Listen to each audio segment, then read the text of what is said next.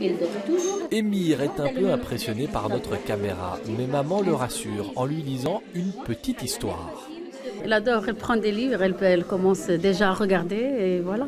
Et quel genre d'histoire lui plaise? En fait, c'est des petites pour les bébés, quoi.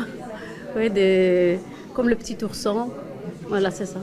Lire des histoires aux enfants et même aux bébés s'avère plus qu'utile pour développer leur futur vocabulaire. L'apprentissage du langage, le pic de connaissances est à 9 mois après la naissance. Donc ça veut dire qu'avant même que l'enfant ne parle, je dirais c'est là qu'il a le plus d'apprentissage qui se fait dans sa tête. Selon les études, depuis 20 ans, nous lisons de moins en moins, raison pour laquelle Joël Milquet a concocté un plan lecture fort de 30 mesures.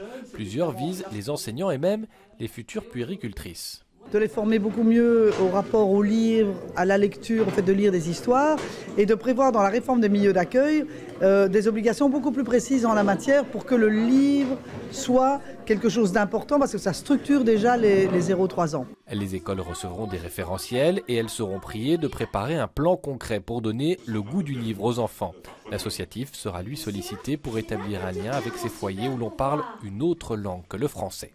Vous trouvez aussi des outils de livres qui parlent aussi et qui racontent avec des yeux différents, des cultures différentes, puisque nous sommes en brassage interculturel et nos livres sont toujours très occidentaux, entre guillemets. Et donc c'est intéressant aussi de pouvoir donner des outils dans lesquels les familles se retrouvent beaucoup plus.